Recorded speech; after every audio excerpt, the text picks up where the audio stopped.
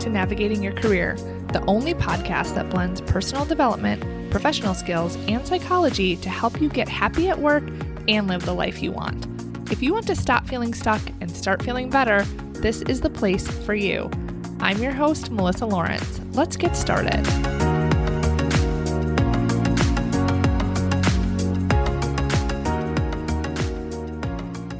Hello and welcome to this week of Navigating Your Career. I am so happy that you're here with me, and this episode is going to be a little different. I am going to share some lessons that I learned so far in my career, and I was inspired to do this for you after I wrote a post on LinkedIn on my 42nd birthday earlier this month, and I wrote out what I would have told my younger self in this post. You can check it out if you look up my profile on LinkedIn. The link is in the show notes, and I love connecting with you, so send me a request and say hi while you're there. But these lessons are going to be different than what I would have told my younger self, which was my LinkedIn post. The post on LinkedIn was more around personal development in a professional setting. And today I'm going to talk about more practical career advice or lessons. So you can use these for motivation and strategy for your own goals, but also please do apply them and take them as truth. Some of them I know you might feel resistance to, think that I have special circumstances or they don't apply to you, but hear me when I say that they do. How do I know this? Because I have been there. I've heard advice from other people and I thought, yeah, not for me. And learned years later, it actually was something I could have learned from and could have expedited my progress. And I just wasn't in a place that I could see it at the time. So to help you avoid that mental hurdle, I'm going to challenge you to ask yourself 2 questions for each lesson. Because usually, people just give you advice and then you might think, oh, that's really interesting, or oh, I'll have to apply that. Or you might feel that resistance, but there's not really any action with it. And really, coaching is all about action. So I want to give you some action to take with this episode. So take some time after this episode to journal this out, but ask yourself for each lesson that I share with you, how can this be true? And how can I apply this to my career right now? Because those questions are going to help your brain find the evidence that these are valid and actually do apply to you. They're also going to put you into action or maybe open your mind up into possibility of some new action or something that you can do differently right now that's going to get you closer to your goals. Okay, so these are in no particular order. Let's just go. Number 1, your network matters. Now, the more people who know who you are and what you do, the better. And I'm not talking about an elevator pitch, okay, guys? Like, this isn't something where you have to perfectly say what you do and the value you bring and all of these things. Just like who you are, your name, that you exist in this universe, and what you do, what your job is. I spent time focused on building my network in my career with the building that I worked in, or even the state that I worked in, which I was Maryland in the most recent years, or the division I worked in at a global company. Now, that helps for your performance reviews, but when you look at wanting to advance to bigger roles, have more visibility and opportunities, and even change companies because you know that this industry is very well connected, tap into the hidden job market and even influence the work that you do or have roles created for you, your network is critical. There are many opportunities to network, so I don't know if you're hearing like, how do I do this? Where do I do this? There's many opportunities. You can do it through professional networks and associations. It can just be a coffee chat with maybe someone that you work with or that works in another building or another part of the country, or maybe is a cubicle mate to you that you don't know well. You can reach out to people that you want to know more about. There are endless ways. And I have an episode on the podcast called 5 Fundamentals of Networking, or the Fundamentals of Networking. So if you feel awkward or don't know where to start, you can check out that episode. You can also check out the episode with John Mason, who is a talent leader at Takeda Pharma. He provides a networking exercise in that episode that you can leverage to figure out who to network with that's going to be most advantageous to you. So I will link both of those episodes in the show notes for you. But your network is so important. And all it really takes is getting out there that people know who you are. So when these leaders are sitting in meetings, they think of you. When you're looking for a mentor, there are people that are willing to help you and be your ally and be in the room that you're not in to advocate for you and to say that you would be good for an opportunity. When you apply for a job, they're going to know who you are and know how amazing you are. So don't overthink it. It's really just get to know the people that you work with, build relationships across your immediate circle, and go farther than that. We often just look at those people that are kind of at arm's reach and just go farther. Talk to people that you don't even know that you need to talk to, but that work in the company, that maybe have some connection to what you do, or maybe they can provide a perspective in your work that would be helpful, or maybe they have something that you might be interested in down the road. Just get your network going. Just start small, make some goals every week, and make some progress at building out your connections and your relationships. All right, number 2, your voice is valid. When you have ideas that are different from everyone else, when you're not sure if you should share, when you're worried about sounding perfect or smart enough, just speak up. I spent so much time considering what other people thought, what the right thing to do was, doubting if I sounded articulate enough that I often just silenced myself. I rejected myself ahead of time. I assumed people who had more experience knew better, but what I learned is this isn't actually always true.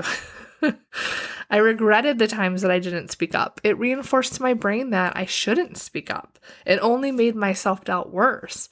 But you know what? I never regretted the times that I did.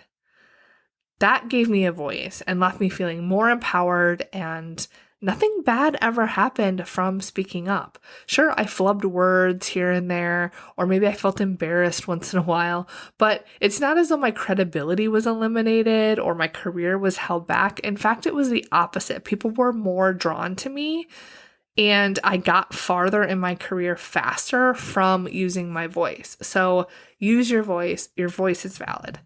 Number 3, there is no right career path. When I went to college after high school, I took a gap year. Okay, I took like 4 gap years. I was terrified of making the wrong choice, going into a lot of debt and it not being for the right job. So I wanted to get some work experience first, but eventually I just went to college because it was necessary for my career goals. And I had a mentor that told me that I was brilliant, but I really wasn't going to go where I wanted to go unless I went to college. And so I just chose something that applied to my experience, which in that situation was management. Then I went back again for communications, and then I got a master's in organizational psychology.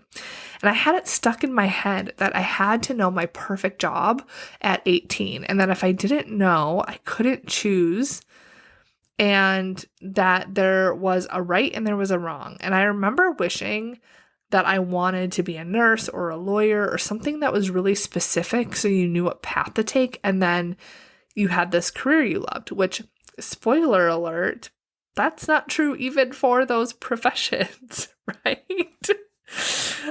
Because a lot of the people that I work with are PhD scientists and directors, and they're all of these people that have worked so hard and they did all of that education and they went on that path. And then they also discover that they're not happy now and they don't know what to do and they don't know how to figure out what they want, right? So it didn't really matter what path you chose. There is no right path.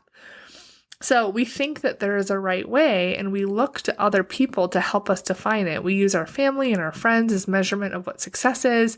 We do what makes sense, what gets us the A, the fancy resume, what we can be proud of. But this sets us up for failure, because when our measurement is always based on other people and has to be right, we never measure up, right? Because we can't please everyone, and there is no right? It's all just right? It's all just opinion, right? Like, I am saying right a lot on this episode. It's kind of ironic. But when you think about the opinions that you hear from your family and your friends and your coworkers, those are just opinions. There is no right way. Everything is so subjective. So our happiness becomes fleeting and we get further and further away from ourselves when we just continue to use other people's ideas for us, other people's opinions, other people's paths, and make that our own and take that on as our story and make that right and make our own decisions wrong. And it sets us up for failure because we'll just never measure up. So know that there isn't a right career path. There is the career path that you want at this time in your life, and you can always pivot. I have my dream job right now. I love coaching and helping women have access to meaningful work and roles of influence. I love the ripple effect of what I do. I didn't make any wrong choices in getting here. That is a thought that I choose. I was 40 before I had my business, but that doesn't mean everything that I did before was wrong. I never thought I would work in this industry. My first job in industry was learning non-clinical toxicology and training auditors to monitor and audit non-clinical study protocols. I never thought I would do that or say those words I just said. It wasn't on my vision board as a child. Okay, I didn't have a vision board as a child, but you know what I'm saying. My love of learning led me to the choices that I made and to getting into that first role in industry. And I'm so grateful and happy that that happened. So don't let your fear of the future or making the wrong choice keep you stuck or from following your passion. There aren't mistakes. You either win or you learn, and you won't regret experience that you gain. You will only regret the shots you don't take. I think that's a saying somewhere. So be okay with learning what you want to do right now and know that you can always make a pivot. Each of your decisions is just leading you closer to what you really want. There is no right career path. There's just the one that you decide and that you make right now. All right. Number 4, your internal compass is more valid than anything else. This builds on the last one that I just talked about, but I thought I had to choose a defined path, something that already existed, and instead, everything is creatable. I don't know if that's a word, but I'm using it, creatable. You can discover what you want and have it created for you, even in a big company, even if it doesn't exist. This blew my mind. I did this for myself. I've helped a ton of other women do it for themselves too. This is why, if you've been listening or following me for a while, you will hear me talk about knowing what you want and leveraging your authenticity over and over. When you know what you want, then you can problem solve the strategy to make it happen. It's so much easier. I would have never been the talent and development lead for biologics with a big company like AstraZeneca if I didn't realize this. I wrote that job description. That role didn't exist. It never had. I did the work to make it necessary and then influenced my leadership to make it a no-brainer. And you can do this too. So you don't have to think that you just have to do whatever it is that has already been done or what your peers have done or what's in an org chart. You can do whatever it is that you want. But the secret to doing it is to really know what you want first and believe in it, because that makes a difference in how you problem solve, the strategy you use, and how you implement it. So, like I said in the last lesson, there is no right career path. You can always pivot. So it's okay to figure out exactly what it is that you want and go after it, knowing you can always recreate what you already have. You can always go back. You can always try something new, but don't make yourself suffer and struggle and be unhappy and bored and not share your talents with the world because you're worried you're going to make a wrong choice or that it's somehow going to be some permanent decision, because it's not. Just, you need to follow your own internal compass. And if you don't know what that is, then do the work to figure out what that is, like what your compass is and what you really want. Okay, number 5 is it's not that serious. So our work becomes our identity. We spend so much time at work and perfecting our craft, our area of expertise. We spend more time at work than we do awake with our families. So we take it really seriously. But it's not so serious that it is the end-all be-all of our lives. So we have to keep ourselves aligned with our values. That's something that I learned, is to define what those are and use them as a guide. Don't sacrifice your family or the things you really love in your life for your work. If you don't get the promotion or if someone is an ass, it's not the end of the world. It's a problem to be solved and it's always solvable. You always have a decision. Let yourself take a step back, be objective, process, remove the emotion, and then decide and take ownership for what you want. Don't allow work to prevent you from being present at home and getting good sleep and all of the things that are important to you. I spent so many hours complaining about crappy bosses, men who took credit for my work, my ideas not being used, me being bored, not feeling challenged enough. People would tell me to leave my job or they would empathize with my situation. But at the end of the day, I spent way too much time complaining and being in misery, convincing myself to settle, thinking I had to because this was my career and it was a good job and it's serious and this is how it is and these are the political games and I just have to master them. But once I started making things more objective and turning them into problems that could be solved, I was happier and more effective. I felt much more empowered. It actually is what led me to hiring my first coach and helping me make the change to leave corporate and start my business. But when you're all caught up in your feelings, you just stay stuck and everything feels really bad. So disrupt that and take action and get help when you need it. All right. The next lesson is communication skills are critical. When I earned my bachelor's in communications, I thought I would become an expert, a master, and never have to deal with communication issues again. I had solved the puzzle. I was wrong. So, communication skills are so important at every level of your career. They really can make or break your success and how you're able to create it. Because think about it, if you're always having conflicts with one person, even if that person is seemingly the problem, or if you have conflicts with several people, if you can't get your point across, if you can't communicate well with your team or influence, that's a problem. Communication skills are usually one of the biggest complaints employees have of their leadership. It's why people leave. It's a big issue. So learn a tool or method that works for you and practice until you get better. Don't expect to be a master. Expect to just get better. Ask for feedback. Be humble and know this. You can have the best skills in the world, but each of us as humans are living in our own reality. And if your message doesn't land for the other person, there's work to do on your end. Communication is all about your message being received as intended with your target audience. So you can't just say, well, I use a tool, or I did the best I could, or they're not a good person, or they said this or that. Another thing is you can master communication and be effective with your current team or senior leaders, but that doesn't mean that you won't run into conflict down the road with a new team member or a new leader, because this is a new person you're having to deal with. And again, we're all living in our own reality.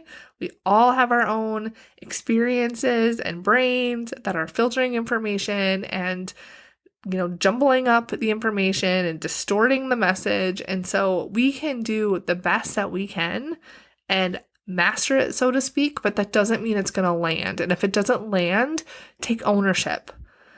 I use a specific tool with my clients, and we look at communication skills from a self-awareness of your style, but also how you can identify other people's styles and tailor yours to meet their needs so that you're effective. You also learn how to problem solve this.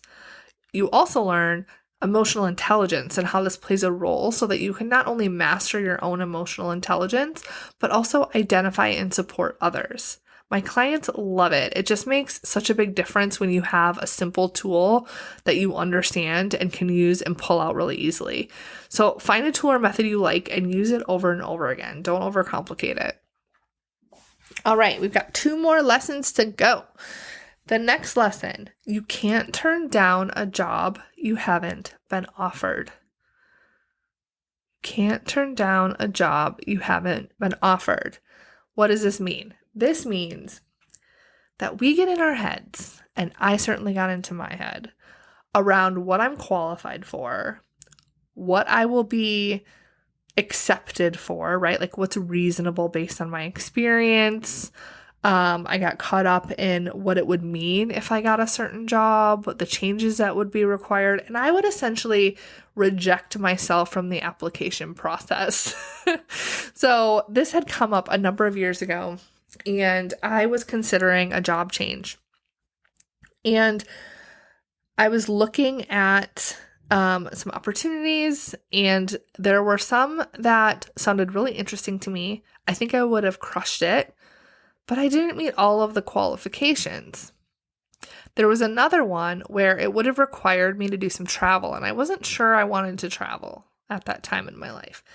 And so I would essentially just not apply. I would reject myself. I would not even give myself a chance to get the information, to see if I got it, to make a decision, to interview them as well, make sure that we're a good fit. I just decided not to even throw my hat in the ring. Okay. And that is a mistake that a lot of people make, especially women. And so at that time, I had a colleague say to me, "You can't turn down a job you haven't been offered." Right? Because that's essentially what I was doing. I was turning down a job that was never offered to me. It's brilliant, right? How many times have you gone to apply for something or raise your hand for an opportunity, but you don't because you're afraid you're going to be rejected, because you're afraid you're not qualified, because you're worried it's going to be a waste of your time, because you don't know if you can handle the responsibility, because you question your ability to take on a bigger scope, whatever it is. You're turning that job down when it was never even offered to you, or you're turning that opportunity down when it wasn't even offered to you. So go after the things that you want. See what happens. If you do go through an interview process or a selection process, you get to decide in an interview if it's something that you want, if it's something you're interested in, and you can see it out, see what happens. If you get offered the job, then you make the decision. If you get the opportunity, then you make the decision. Do you want it? How can you make it work? But don't self-reject. Don't tell yourself you can't have it or you're not good enough for it or any of the other BS that we tell ourselves. Don't do that. Just go after it. All right, now the last lesson I'm going to share with you today is own your results. This might sting, but ask yourself if you're owning your current results, where you are in your career, whether or not you know what you want, if you're getting that promotion, if you're happy in your life. When we delegate our results to our boss, our family, our situation, our company, to some other external circumstance, we become powerless and stuck. We can feel like our career is out of our control. So something I like to ask myself now that I didn't used to do is, how did I create this? You can apply it to the amazing things in your life and the things you want to improve. You always had a role in the results that you have. They didn't just happen. So how did you create your current situation? Then ask yourself, what do you want to be different? And brainstorm how you can make that happen. What's in your control? A lot of my clients want to feel in control, and they get frustrated when they feel like things aren't in their control, like they're not getting what they want, that they're not getting recognized. So how can you get control in your career regardless of the circumstances? How you do that is to take responsibility. When you take 100% responsibility for your career, you are 100% in control. Then it's not about what your boss is or isn't doing. It's about what you're doing and what you can do differently, what choices you have and what decisions you want to make. There is always a solution to your problem, and there is always a path forward. But when you tell yourself that it's not in your control, you can't see that. So in coaching, I have a method that I teach my clients called ACE. You take action, we celebrate your action, and we evaluate your results. Then we repeat. You're always taking ownership, trying new things, doing something about the problems you have. We celebrate every step regardless of the outcome. Failure is not a problem. Inaction is a problem. Being stuck is a problem. Failure means you're taking action, that you're trying new things, that you're growing. And it's hard to see that as perfectionists and high achievers, but it's true. I promise. That could almost be a separate lesson. So we celebrate all of the action, all of the things we tried. Then we evaluate, what would we want to do differently? What worked? And then we go back in. It's like getting in the arena, as Brene Brown would say. That is how you take ownership and make so much more progress than you think that you can. It's how you normalize growth and take the power away from the failure and away from the need to be perfect. You get the positive reinforcement from the action, and you're always owning your results and achieving more than you think. You build your confidence so much more quickly. All right, so those are the lessons I wanted to share with you today. Now, remember to ask yourself, how can this be true? And how can I apply this to my career right now for each of these lessons? You will have so much growth and reflection as a result. All right, have an amazing week.